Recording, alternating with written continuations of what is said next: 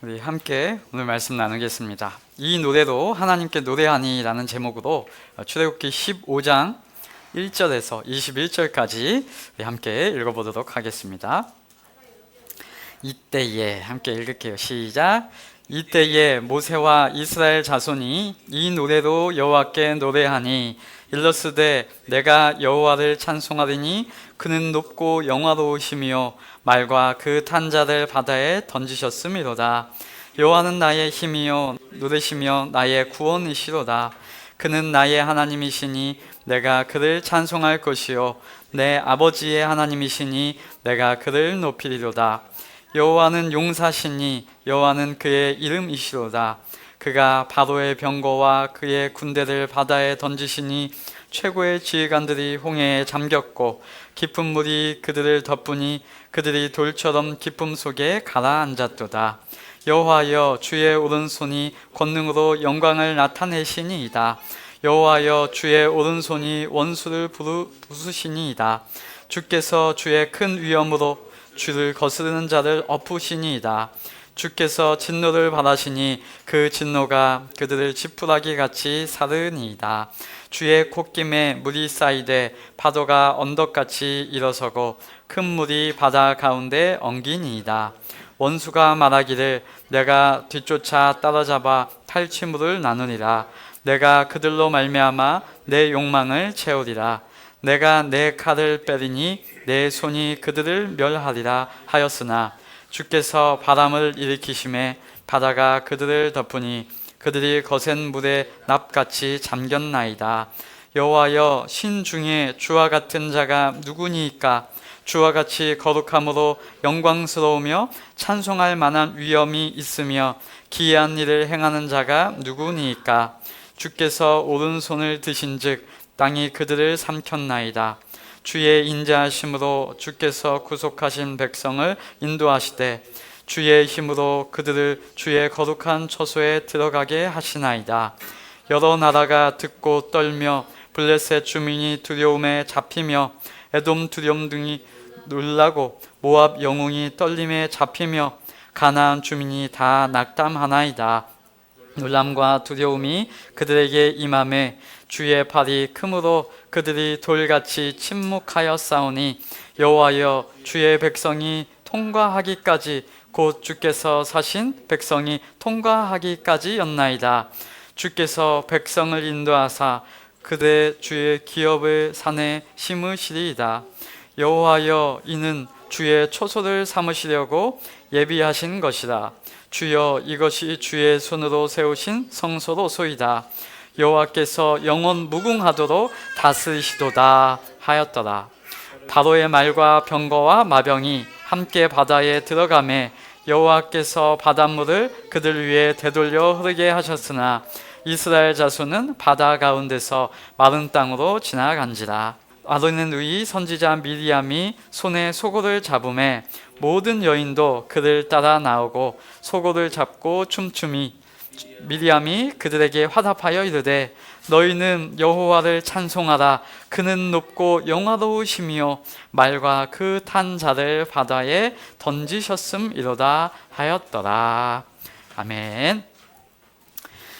지금 읽으신 출애굽기 15장 전반부에 나오는 이 내용은 모세와 이스라엘 그리고 미리암과 모든 여인들이 우리 여호와 하나님을 찬송하는 모습입니다.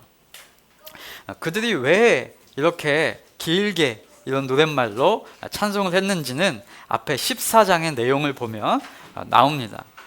백성들이 바다 앞에서 가로막힌 것처럼 보일 때에 백성들은 원망 불평했고 힘들어했고 불평들을 쏟아내고 있을 그때에 모세는 하나님의 말씀을 이렇게 전했습니다. 14장 13절에 이렇게 나오죠. 모세가 백성에게 이르되 너희는 두려워하지 말고 가만히 서서 여호와께서 오늘 너희를 위하여 행하시는 구원을 봐라. 너희가 오늘 본 애굽 사람을 영원히 다시 보지 아니하리라. 여호와께서 너희를 위하여 싸우시리니 너희는 가만히 있을지니라 라고 하나님의 말씀을 전했고요. 하나님이 큰 바람으로 밤새도록 바닷물을 그들 앞에 있는 바닷물을 가르셔서 좌우에 벽이 되게끔 하셔서 이스라엘은 그 길로 바다를 건너왔는데, 따라오라고 하지도 않은 이 애굽 파라오의 군대가 굳이 그곳을 따라오다가 바다에 잠겨서 절망을 보게 되는 그 일을 이스라엘이 지금 눈뜨고 지켜보게 된 것이죠. 그 사건이 있은 후에 백성들이 죽을 위기에 처해 있다가 건진받은 그 사건을 본 이후에 이스라엘 백성들이 하나님을 이렇게 신나게 찬양을 하고 있다라는 것입니다.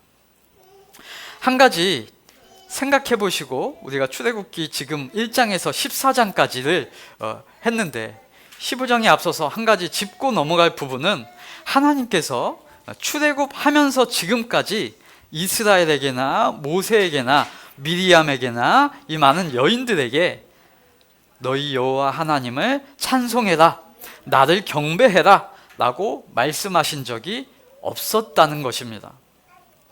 찬송은 너희가 해내야 할 마땅한 사명이다, 그렇게 명령하신 적도 없습니다.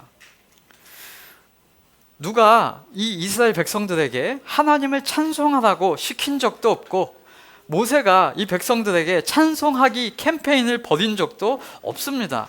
그런데 이들은 찬송을 하고 있더라는 것입니다. 출애굽기 1장에서 14장까지 쭉 읽어보시면 하나님께서 이스라엘에게 나를 찬양해라, 나를 경배해라 하고 이야기하신 적이 안 나옵니다.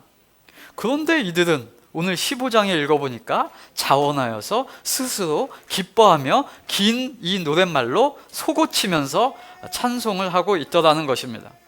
그러면 우리는 이 지점에서 생각을 해보는 겁니다. 이들은 왜 시키지도 않은 이 찬송을 하나님 앞에 할까요? 이건 찬송을 하려고 해서 하는 것이 아니라 찬송이 이들의 입에 나오는 것이구나 하고 이해할 수 있고요. 그 노래 소리의 그 내용을 보면 하나님으로 인하여 어떤 일이 일어났구나 하고 알 수 있다라는 것입니다.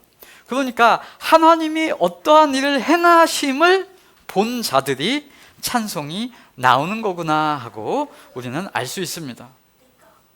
사람은 어떠한 모습을 보면 당연하게 나오는 것, 반응을 하게 되어 있습니다. 반응을 영어로 하면 response라고도 하고요, reaction이라고도 하죠. 그래서 앞에 리가 붙습니다. 리가 붙는다는 것은 되돌아오다 라는 뜻이라고 해요. 그래서 되돌아오는 형태이기 때문에 리가 붙는 거죠. 그러니까 어떤 액션이 있는 것에 대해서 리액션이 있는 것이고요, 어떤 이야기가 있는 거에 대해서 답변을 쓰는 것을 리플라이라고 하고요. 리가 이렇게 붙는 거예요. 즉 행동에 대해서 리액션이 나오는 형태다라는 것입니다. 어떤 행동에 대해서 다시 반응하는 것, 그것은 살아있는 자의 당연한 모습이라는 것입니다. TV에서 여러분이 우리가 TV를 보고 웃기는 장면이 나오면 웃게 되는 것이죠. 여러분, 웃으면 복이 온다 라고 해서 복을 받으려고 억지로 웃는 신용을 하는 것은 웃음이 아닙니다. 그것은 웃음이라고 하지 않고 웃는 척을 한다 라고 얘기하는 거죠. 웃기는 장면을 개그맨들이 연구를 해가지고 자신들이 퍼포먼스를 해가지고 그 극을 만들어내요. 웃기는 모습을 하고 웃기는 행동을 해서 보여주면 사람들이 그걸 봅니다. 그러면 그에 대한 반응으로 웃음이 나오는 것이죠.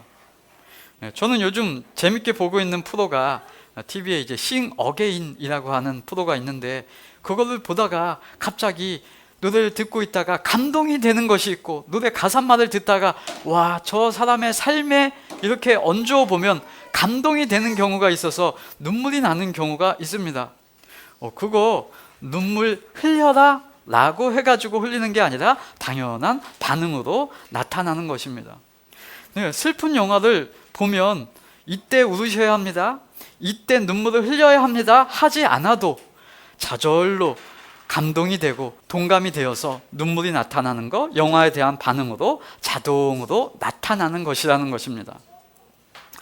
사람이 어떠한 행동이나 상황을 마주하게 되면, 인식을 하게 되면, 보게 되면 자동으로 나오게 되는 것을 반응이라고 하죠. 그 사람을 그렇게 하나님이 지어 놓으신 거예요. 그래서 그 살아있는 사람은 그 어떤 행동에 대해서 인식하면 당연히 나타나는 반응이 흘러나오도록 하나님은 그렇게 인간을 만들어 놓으신 겁니다. 그렇게 사람을 잘 아시고 그렇게 만들어 놓으신 하나님께서 이 반응을 억지로 하게 하거나 사람에게 명령이나 훈련으로 그 반응을 나타내게 하지 않으십니다. 하나님의 사역, 하나님의 일하심이 있으면 그것을 보고 느끼고 체험하고 알아차린 이 사람 쪽에서 당연하게 반응이 나타나게 하나님은 일하신다라는 것입니다.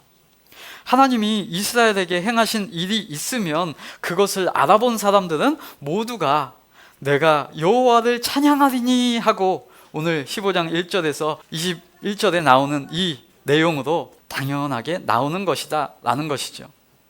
하나님은 인간에게 저절로 자연스럽게 반응이 나올 수 있도록 하나님이 일하시며 하나님이 활동하시며 하나님이 사역을 하시는 것입니다. 여러분, 이것을 거꾸로 하잖아요? 그러면 사람들이 너무 힘들고요, 억지가 되고요, 어거지로 되고요, 부자연스럽고요, 사람이 마음이 힘듭니다. 여러분, 기쁜 일이 있으면 기뻐하는 거고요, 슬픈 일이 있고 힘들고 어려우면 눈물 흘리고 힘들고 한숨이 나오는 거 당연한 것으로 하시면 됩니다. 하나님은 그 인간의 모습 잘 알고 계십니다. 여러분, 이러한 하나님이 너무 고맙고 감사한 거죠. 이 하나님의 원리와 정반대로 이 세상은 말하고 교훈합니다. 우리가 살아가는 이 세상은 얼마나 인간에게 부자연스러움을 요구합니까? 때로는 연기를, 척을, 가식을, 페이크를, 외식을 요구를 합니다.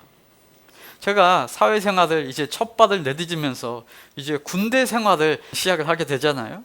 군대를 딱 가서 들었던 말이기도 하고, 저도 예전에 생각이 변화되기 이전에 예수님의 원리도 적용하기 이전에 후배들에게 갈구면서 썼던 말 중에 하나가 뭐냐면 표정 관리 안 해, 이 말이었습니다. 표정 관리 안 해? 이 말을 언제 듣냐면 사람이 표정이 안 좋을 때 그 말을 하고 그 말을 강요하죠. 그런데 잘 생각해 보세요. 그 사람의 표정이 왜 안 좋을까요? 선배가 욕을 해요.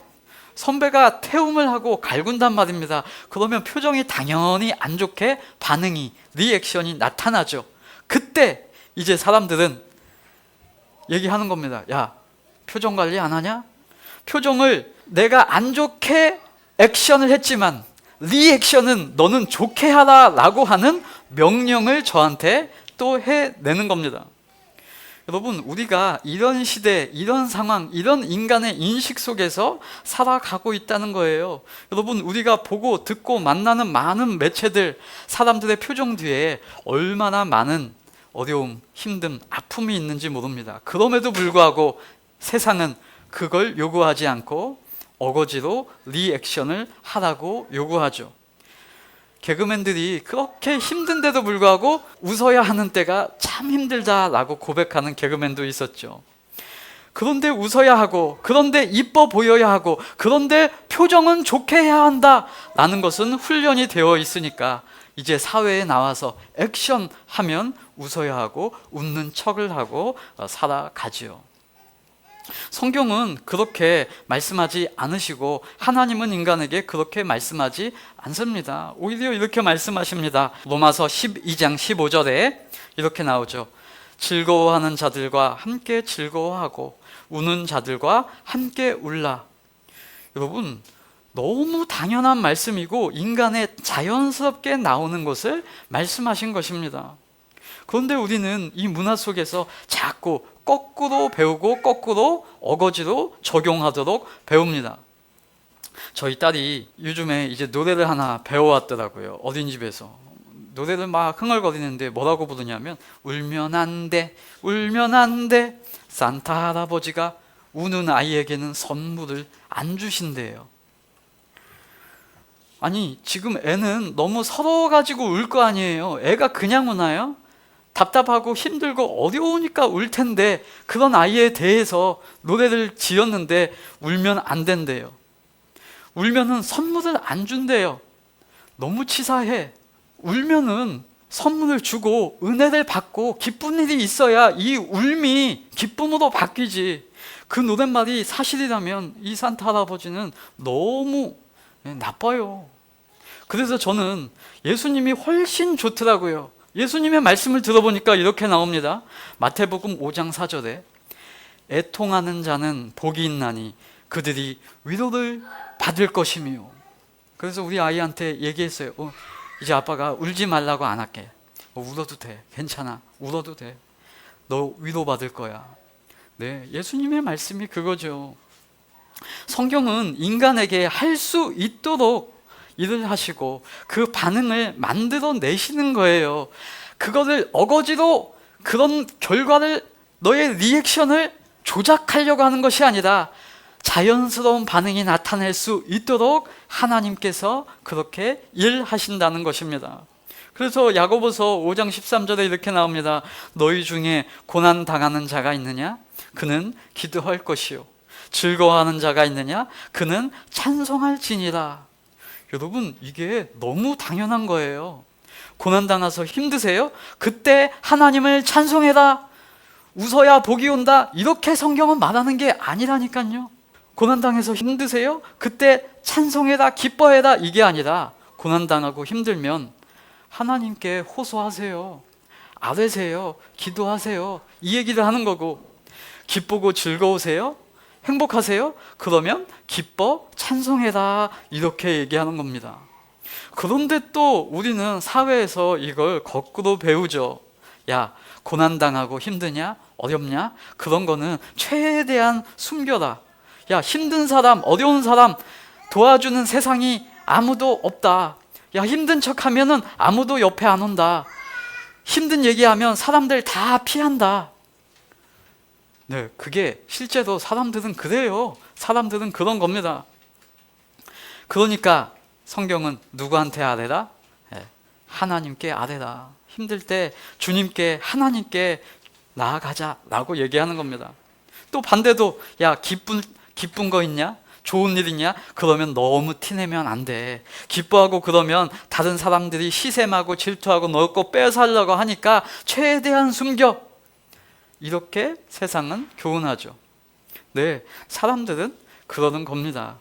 그러니까 너 자랑하지 말고 누구를 자랑하라라고 합니까? 하나님을 자랑하라라고 하고 하나님을 찬송하라라고 성경은 권면하는 것입니다. 하나님은 그럴만 하시고요. 하나님은 인간을 아시고요. 하나님은 인간에게 너무나 좋으신 분이십니다. 세상 어떤 것과도 어떤 교훈과도 비교할 수 없을 만큼 나이스하고 좋으시고 감사하신, 멋지신 그 하나님이십니다. 이러한 멋진 복음을 세상의 교훈과 혼동하지 말자는 것입니다. 여러분, 찬양은 어떨 때 어떻게 할 수 있습니까? 찬송은 누가 찬송해라 시켜서 하는 게 아니고 하나님을 알면 하나님이 나에게 행하신 일을 내가 보게 되면 저절로 나오는 것이 찬송입니다. 문제는 이미 하나님이 행하신 일이 나에게 있는데 내가 그 사실을 인식하지 못하거나 알지 못하거나 깨닫지 못해서 그렇죠. 이스라엘은 지난주에 살펴보셨듯이 진작 찬송을 했어야 합니다. 언제요? 이미 유월절 때. 근데 그때는 찬송을 하지 못해요.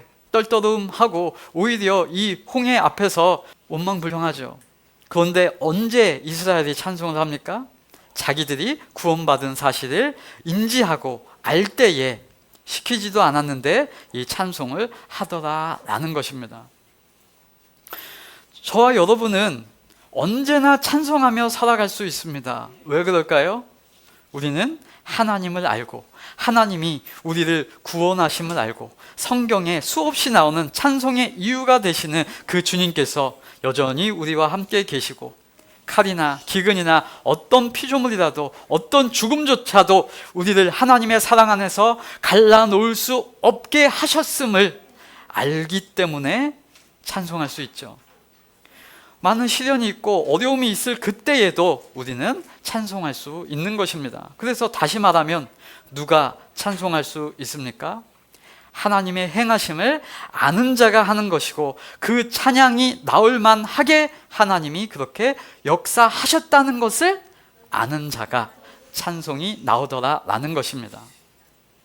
네, 하나님은 그렇게 행하시는 거예요. 오늘 모세와 이스라엘, 미리암과 그 모든 여인들이 춤추고 소고치고 여호와 하나님을 찬양할 수 있도록 하나님께서 일해 주셨다라는 것입니다. 그 하나님을 알아가고 바라보고 배워가면 찬송이 안 나올래야 안 나올 수가 없고 감사하지 않을 수가 없다는 것입니다. 내가 봤는데, 내가 그것을 느꼈는데, 내 입에 감사가 흘러나오는데 안 하고는 못 배기죠. 기쁜 일이 있을 때, 행복한 일이 있을 때, 기쁨을 주체하지 못할 때 감사하고 노래하고 기쁨을 소리 내는 것, 그거 숨길 수가 없는 것입니다. 그런데 이렇게 생각할 수 있죠. 아니, 목사님, 성경에 하나님이 명령으로 찬송하라 라고 하는 구절들이 있지 않습니까? 라고 물어볼 수 있죠. 하나님도 자기의 백성들을 자기에게 찬송하기 위해서 지으셨다 라고 말하는 성경 구절이 나오잖아요. 네, 이사야서 43장 21절에 이렇게 나옵니다. 이 백성은 내가 나를 위하여 지었나니 나를 찬송하게 하려 함이라 하고 나와요. 그런데 여기서 이스라엘은 하나님을 찬송하게 하기 위해 지었다 라고 하면서 사람들이 이 구절만 딱 떼가지고 여러분, 우리는 찬송해야 합니다.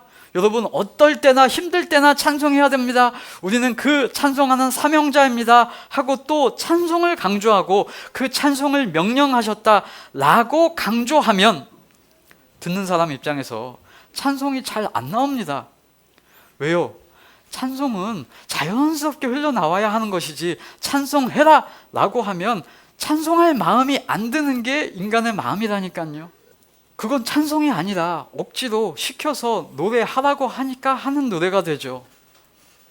대신 우리는 그런 말씀, 그런 설교를 하는 것이 아니라 뭘 알아야 돼요? 하나님이 왜 그렇게 말씀하셨을까?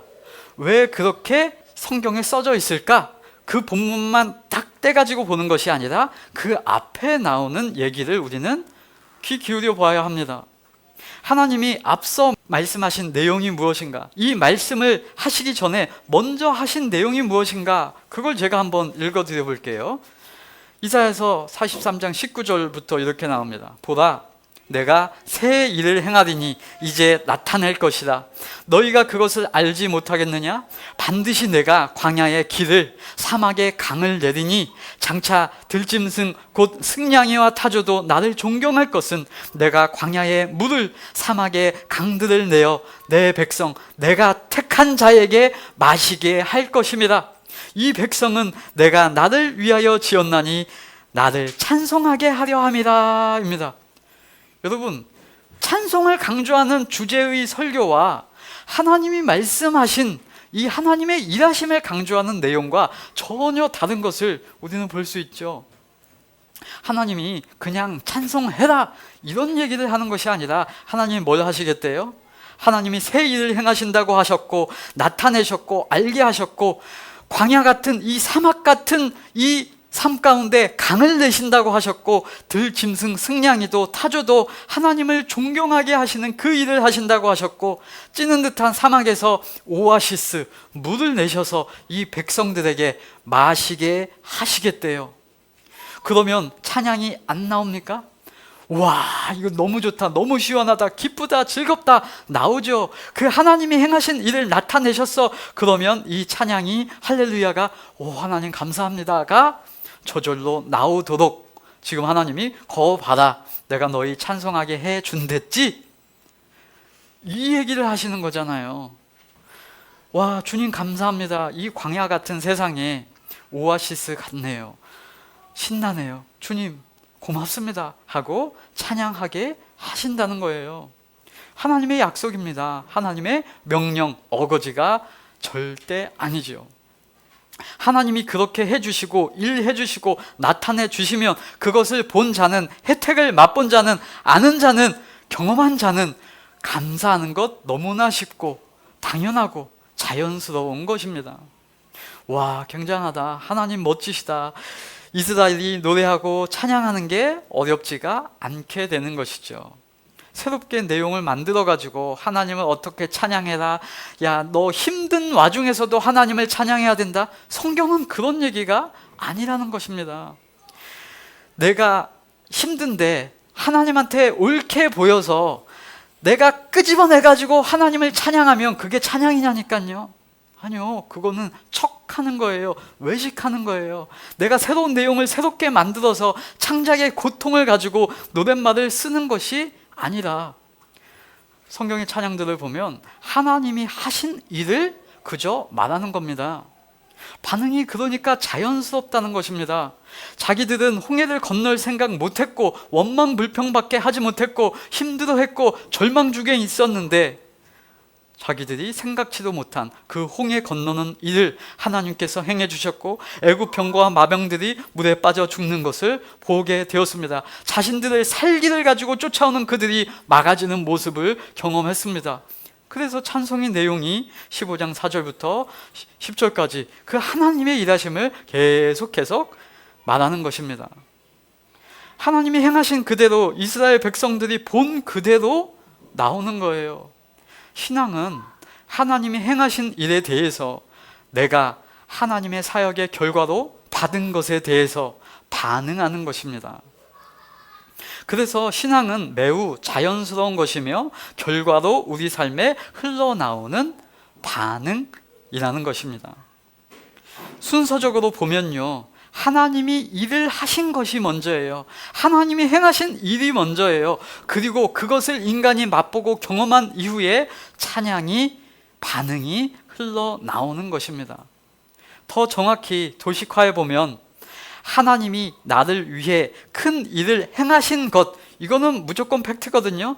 그것을 이제 인간 중에 나타내 주셨는데 이 중에 인간이 알아보고 그것을 경험하고 인식하고 본 자들이 찬양을 할 수 있게 되더라라는 것입니다.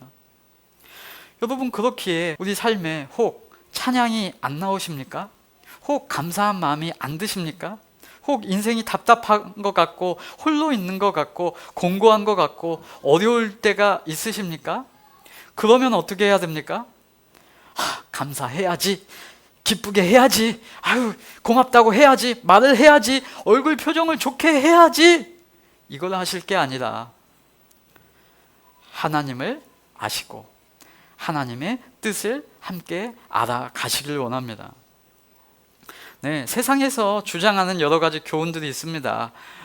운동 열심히 하고 활력을 얻고 기뻐하는 마음을 가져라, 긍정적인 마음을 가져라. 여러분, 근데 그 마음이 가져지면 다 그렇게 살아가겠죠. 그런데 그 마음, 인간 스스로 가져내는 것이 너무나 어렵습니다. 그걸 할 것이 아니라 쉬운 일을 하십시오. 그게 뭐예요? 성경을 펴고 하나님의 일하심을 알아가시면 됩니다. 예수 그리스도의 성육신, 성령으로 잉태하셔서 우리에게 나타내 주신 그 구원의 기쁨을 알아가고 그 십자가 부활로 2025년 올해까지 살아가게 하시는, 우리에게까지 영향을 미치시는 그 하나님을 함께 바라보기를 원합니다. 그러면 당연히 하나님께서 일하시는 결과, 열매가 맺혀질 것입니다. 인간은 하나님이 행하신 것을 알아차린 후에 비로소 진정한 찬양을 할 수 있기 때문입니다. 그 시기가 자신이 은혜 받았다는 것을 알았을 때, 인식할 때입니다. 하나님이 자신을 위해 행하신 일을 깨달았을 때 찬양이 나옵니다. 노아도 하나님의 은혜로 구원받고 배에서 나왔을 때 제사를 드렸고, 아브라함도 하나님께 은혜를 받았을 때 단을 쌓았고, 홍해를 건넌 후에 모세도 이렇게 노래를 할 수 있게 되는 것입니다. 이렇게 자기가 하나님으로부터 은혜를 받았다는 것을 알았을 때 찬양을 들으니까 그 노래와 찬양이 당연히 쉽고 가볍고 기쁜 것이다 라는 겁니다. 그래서 기독교 신앙은 찬양 받으실 일을 하신 하나님을 아는 것이 본질입니다. 우리가 택배를 받죠. 택배를 받는데 저희는 이제 와이프가 주로 택배를 시키기 때문에 택배가 집 앞에 와 있어요. 그럼 제가 들여놓는 일을 합니다. 들여놓으면 안에 내용물이 뭔지를 몰라요. 그런데 어떨 때 제가 기쁜지 아십니까? 택배 들여놓을 때가 아니라 택배 상자를 열어봐. 그러면 이 와이프가 저에게 나 쓰라고 이걸 줬구나, 이걸 발견할 때 기쁘죠. 근데 이것을 꼭꼭 사매놓고 받았음에도 불구하고 알지 못하면 반응이 도무지 나오지 않죠. 그래서 기독교 신앙은 찬양 받으실 하나님을 아는 것이 본질입니다. 우리에게 하나님의 말씀이 이미 택배로 주어져 있고 하나님의 일하심의 결과가 이미 와 있는데 이것을 열어보지 않고 까보지 않으면 도무지 그 감격이 오지 않는 것 당연합니다. 내가 찬양하고 있는 나의 행위, 내가 찬양해서 신에게 잘 보이는 그런 열심을 기독교는 얘기하는 것이 아니라 그 찬양을 받게 하시는 하나님의 행위, 하나님의 일하심, 하나님의 열심을 말하는 것이고 그 하나님의 일하심을 볼 때 인간이 반응하게 된다. 이것이 기독교의 원리라는 것입니다. 세상은 마치 아무것도 모르는 아이처럼 늘 이렇게 말하죠. 아니, 하나님이 나에게 해준 게 뭐 있어? 라고 말하고 그저 그에 대한 대답으로 늘 네가 열심히 해야 돼, 네가 열심히 찬양해야 되고 네가 열심히 천지신명에게 정성을, 치성을 다 행해야 돼. 그러면 그 신이 그 모습을 어렵게 보사 복 줄 거야. 세상은 이런 방식이에요. 그래야 그 보상을 네가 받을 거야 라고 말하죠. 왜냐하면 세상은 그렇게 말할 수밖에 없는 이유는 세상은 하나님이 이미 행하신 일을 모르기 때문입니다. 그러면 늘 나타나는 것, 사람의 행위, 사람의 열심, 사람의 정성, 사람의 치성만 남습니다. 그런데 성경은 이와 다르게 나오는 거예요. 갈라디아서 5장에 보면 이런 내용들이 나옵니다. 사랑, 희락, 화평, 오래 참음, 자비, 양선, 충성, 온유, 절제를 언급합니다. 여러분, 이때 이것이 어떤 보상이나 복을 받는 조건으로 나올까요? 야, 너 하나님한테 복 받으려면 사랑해라. 하나님한테 복 받으려면 오래 참아야 된다. 하나님한테 복 받으려면 충성해야 된다. 하나님한테 복 받으려면 온유하고 절제해내. 그러면 복 받는다. 이렇게 얘기할까요? 아니면 복 받은 결과나 열매로 나올까요? 네, 후자죠, 후자. 성경에서는 후자입니다. 하나님의 일하심의 결과, 즉 성령께서 역사하시고 보증하시는 결과, 그 하나님의 일하심의 열매로 등장하는 개념이 지금 제가 언급했던 그 개념들이에요. 이것이 세상의 인식과 얼마나 다른지, 얼마나 다른 가치이며 다른 개념인지를 구별할 수 있는 것입니다. 예를 들어서 성령의 열매 중에 충성이라는 게 있잖아요. 충성. 세상에서 충성 이러면 사람들은 충성해라 라고 먼저 얘기합니다. 야, 네가 충성해라. 그래야 네가 원하는 복이 온다. 사람에게 충성해야 그 사람이 좋게 봐준다. 하나님께 충성해라. 그래야 그 신에게 너에게 대한 보상이 온다 라고 말하는데, 성경은 이 충성을 다른 차원으로 제시하는 것입니다. 뭐예요? 충성은 열매야. 충성은 네가 성령의 열매로 받은 거야. 충성하고 있다는 것 자체가 복이야 라고 말하는 거예요. 너가 스스로 충성할 수 없었던 자인데 충성하고 있는 네 모습 자체가 하나님께서 도우신 결과야. 충성하고 있는 모습 자체가 하나님의 결과, 하나님의 열매로 주어진 결과, 그게 충성이야 라고 말하는 것입니다. 온유한 것, 인내하고 있는 것, 내가 사랑할 수 있는 것, 이런 것들도 야, 다른 사람에게 적선하고 공적을 쌓아. 그러면 신이 너한테 좋게 해줄 거야. 아니, 성경은 그게 아니라 네가 온유한 모습, 자비한 모습, 다른 사람을 사랑하는 모습, 네가 그 사람에 대해서 긍휼한 모습, 그것 자체가 너의 열매다. 여러분, 그거 자체를 성경은 하나님의 일하심의 열매로 나타나게 되는 것, 성령이 도우셔서 맺어지는 것, 그 결과물로서 사랑, 희락, 화평, 오래참, 자비, 양성, 충성, 온유, 절제가 되어질 수 있게 만들어 주셨다는 거예요. 여러분, 나중에 여러분이 백발이 성성해 있을 때 사랑이 있고 자비가 있고 희락이 있고 오래 참음이 있고 양성이 있고 충성, 온유, 절제가 있는 모습이 나타나는 그 노년의 성숙한 어르신의 모습을 보고 얼마나 멋지겠는가 생각을 해보세요. 와, 그런 어른이, 그런 멋짐이, 네, 예수님 닮아가는 그 모습이 가장 아름다운 결과다. 성경은 그렇게 얘기해 주는 것입니다. 참으면 복이 온다, 그게 아니라 내가 인내가 되어지고 있네, 야, 내가 이 세상 견뎌가고 있는 이 나의 모습이 있네, 참아지고 있다, 야, 이게 나의 열매구나. 그게 되어질 수 있도록 하나님이 도우시고 일하시고 성령께서 역사하셔서 그 참음이 되도록 일하신 결과라고 성경은 설명하고 있는 것입니다. 어리석게도 사람들은 그것이 아니라 늘 누구에게 보이려고 그 일을 행합니다. 마음 먹으면 이런 일이 되는 줄로 알아요. 아니요, 성경은 그게 되면 예수님이 오실 일이 없다라고 합니다. 사람들은 늘 이런 질문을 합니다. 어떻게 살아야 복을 받을까? 어떻게 행해야 복이 올까? 늘 사람들은 그렇게 얘기하는 거예요. 늘 자신이 행할 방법을 찾습니다. 그러나 기독교는 네가 어떻게 해야 돼? 네가 어떤 방법을 해야 돼? 그게 아니라 하나님이 계시고 하나님의 일하심이 있고 하나님의 결과가 있다. 그래서 그 하나님의 결과, 그 넉넉함과 하나님의 열매를 가지고 그 모든 삶에 너희가 살아가라 라고 얘기하는 것입니다.